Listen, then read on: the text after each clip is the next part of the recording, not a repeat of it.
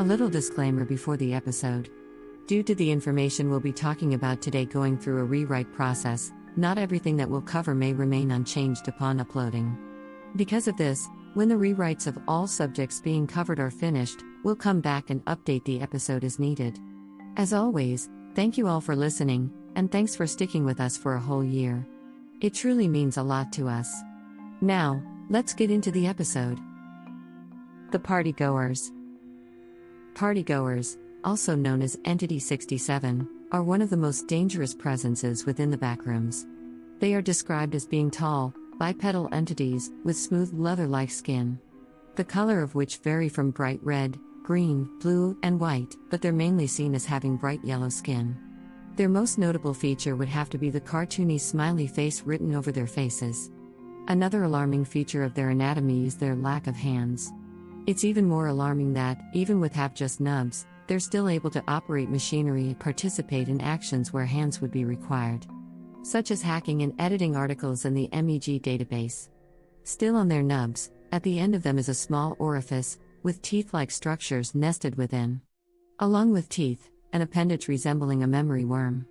The use of it is for the act of converting wanderers into other partygoers. Meaning, many partygoers traversing the backrooms are just wanderers who were turned into the monster they are now. A very sad fate for anyone caught within the liminal landscape. It's stated how when latched on, the wanderer's body will slowly morph into a partygoer over some aforesaid time, but their minds will instantly start to become more like the partygoers within moments. Once you've been bitten, it's too late to save yourself. They're also known for being extremely intelligent as well, noting to easily trick wanderers into getting trapped, or to just have fun with them. Trying to outsmart a partygoer will never be in your favor. As stated earlier, they are able to hack into secured databases and rewrite anything they see fit. Though most of these cyber attacks seem to just be to deceive others of their true motives, there's always that possibility of them completely messing up the database as a whole.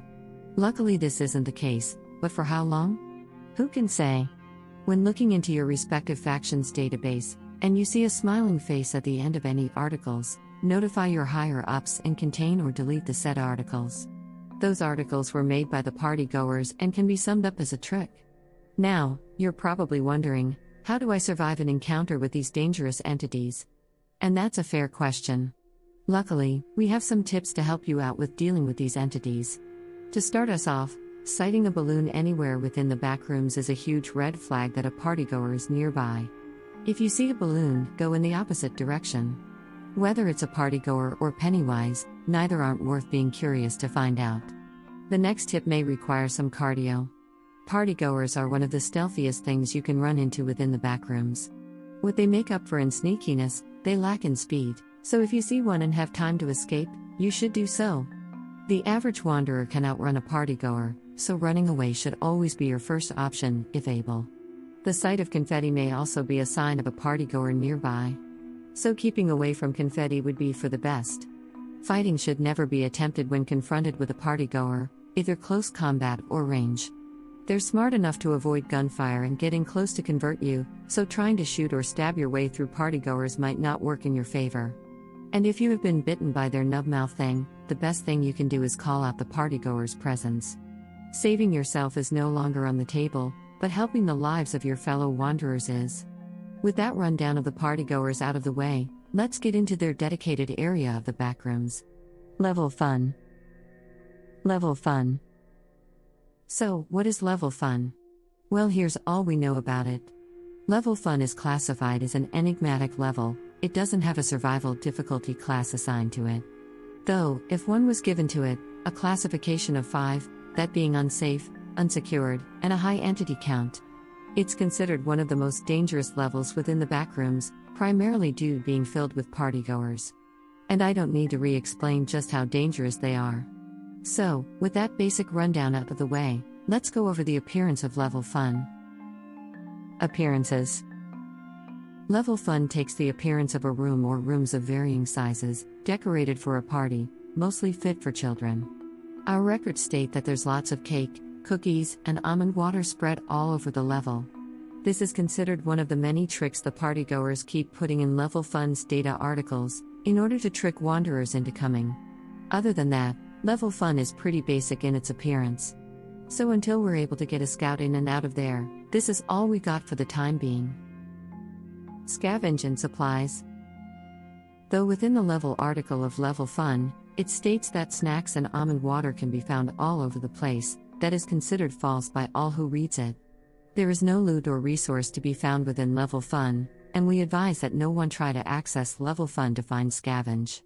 This will only lead to either being converted into a partygoer or outright death. Entities. The only entity that can be found here is the partygoers. Due to going over them in greater detail in the earlier section of the episode, we'll skip over this part of the level explanation. Settlements and outposts. No outposts or settlements are known to exist within Level Fun. It is advised to refrain from establishing any outposts within Level Fun. Any attempt to achieve this will most likely result in your death. So once again, do not try to establish any outposts or settlements here. Ins and outs. Starting with entering, as far as we know, there are only 3 ways to enter Level Fun. The first way to enter Level Fun is by no-clipping through the ceiling of Level 1. Doing this may have you clip into Level Fun, but it also has a chance of clipping into the void, so either way, death is a certainty. The next way to enter Level Fun is by entering a window within Level 188 that has confetti floating out of it. As stated earlier, confetti is a telltale sign of the partygoer's influence, so following the trail will bring you straight to where they are. The final and most direct way into Level Fun is by entering a set of double doors with fun written on them in large bold letters within Level 283.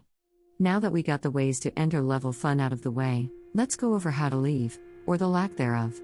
As far as we know, there are no known ways to exit Level Fun, though this is mostly due to no one living long enough to tell their tale. I like to believe that exiting the double doors out of the level should do the trick, but until we have exact results, it remains speculation at best. The Fun War. Now you're probably wondering, wars are going on within the Backrooms? Well, yes, all the time.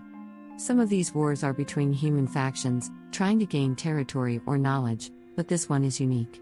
The Fun War was mostly made up of entities, with humans making up the minority of the combatants. The main powers at odds within the Fun War were the partygoers and the party poopers. This war took place within Level 52 and lasted from September 6 to the 7th of 2020, so it didn't last long at all, but you can bet it caused a stir within the Backrooms. It all started when the party poopers decided to revolt against the partygoers after growing tired of their excessive partying. If you can call mass mayhem and involuntary conversion partying. By doing this, the party poopers cut all ties with the partygoers and declared a war on them. So from what we were able to find, the party poopers were the instigators of the Fun War. In response to these actions, the partygoers decided to recruit wanderers into their ranks, promising to reveal a way of the Backrooms if they helped out in the war. A massive lie that wasn't found out until it was too late. Though not much information on the battles or casualties is known from the war, we can concur that many partygoers, and most, if not all of the party poopers were killed in them. But when the 7th came along, the partygoers claimed victory over the party poopers, officially ending the Fun War. A weird claim from the partygoers is that they only had one human casualty on their side. It's unknown just how true this statement is, but it's believed that the number is much higher. It's also unknown how many party poopers were killed in the war, but since their data article classified them as extinct, it's most likely they all died. But as we'll get into in a bit, that may not be the case. Though it's unknown what happened to the surviving wanderers of the war, it's speculated that they were either killed off after the war or converted into partygoers themselves, never getting released from the Backrooms as per their agreement. The battles were said to be so bad, the students, teachers, and the principal himself were noted to display some measure of PTSD after the war, due to what they had witnessed go down in the level. This saddening fact is more than enough to display the brutality that was done the night of the war, proving that not all parties are worth attending. The party poopers. So, who, or more importantly, what are the party poopers? We went over how they went to war with the partygoers, lost, and almost went extinct in the process, allegedly. Now let's get into these strange entities. Party poopers or Entity 68 are humanoid beings, who all are seen wearing black jeans, shoes, and hoodies. The main feature of their appearance are the blue masks with frowning faces on them. As you can tell, Their appearance is seen as the polar opposite of the partygoers. It's also unknown if these entities are just wanderers dressed in similar attire or actual backroom native entities, but this is just speculation. It's also unknown if they originated from level fun or how their relationship with the partygoers was before their inevitable end, but seeing as they're named party poopers, it couldn't be too good. The party poopers were known to be quite friendly to wanderers, even going as far as to help those they came across in the backrooms. They would even go as far as taking them their old base of operations, the boredom room, or more specifically classroom 172 within level 52. Now here is when we get into a gray area. As we stated before, we believe not all of the party poopers were killed in the fun war. And this is because, within the data we have on the party poopers, it describes a major character change of them after the war. They're much more aggressive to wanderers than before, actively hurting and in some cases, sacrificing wanderers to the partygoers. It's unknown what brought on this mood change or why they're seeming working with partygoers, but we do know it had something to do with the war. Before we finish off the party poopers, it would be a shame not to mention a burn left by the partygoers on the party poopers data article. It reads, these guys were always party poopers, hence the name. Come over and take a look at us, we will have so much fun. And as always, leaving a smiley face just to rub in their victory that much more. The boredom room. With that 180-degree character arc out of the way, let's round back to the boredom room. As stated earlier, this is where the party poopers used to bring wanderers to heal them up in safety. Now it's covered in debris, mostly an effect of the war. The words, "The war is now over," with a smiley face next to it, written in chalk on the chalkboard, further proving the claims of the partygoers' victory. Old broken laptops and computer parts, used to fight the partygoers digitally, are all over the classroom. On one of the walls, a door leading to room 170 can be found. Within this room, the partygoers would keep said wanderers they used to help, acting as a sort of housing area for them. Now, the only things that can be found there are old sleeping bags and old rotten food, showing that this room hasn't been used for a very long time. On another wall within the boredom room, an elevator can be found, unlike the other elevators that can be found throughout the backrooms.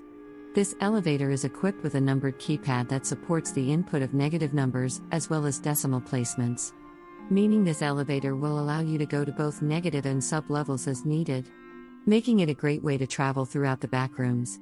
Though it should be stated it's unable to access enigmatic levels. Another property of the elevator is that it can only travel to levels that have been discovered, meaning its functioning must be connected to some database that has access to such knowledge. Which database? That's still unknown. Trying to access undiscovered levels will only have the word "access denied" flash across the keypad, then it resets itself. As stated earlier, a very useful mode of transportation within the backrooms. Closing words. So, that was everything fun within the backrooms. What do you guys think?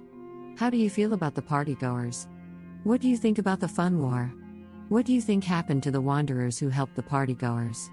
So many questions were brought up, and we would love to hear what you guys think. That's going to be all from us today, so thanks for listening, and we hope to see you guys in the next episode. Until next time, have a wonderful day, and be safe out there.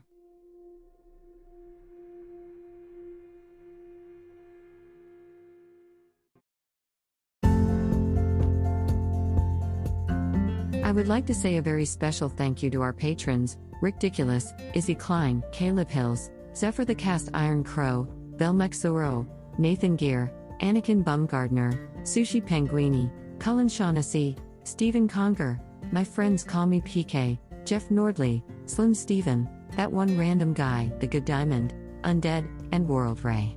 Thank you all for going that extra step to support us and what we do. It's greatly appreciated. If you would also like to get your name shouted out at the end of the episode, get access to episodes earlier, and other perks, go become a patron on our Patreon. For $1 a month, you can do those things and more. Thanks again for listening, and have a wonderful day.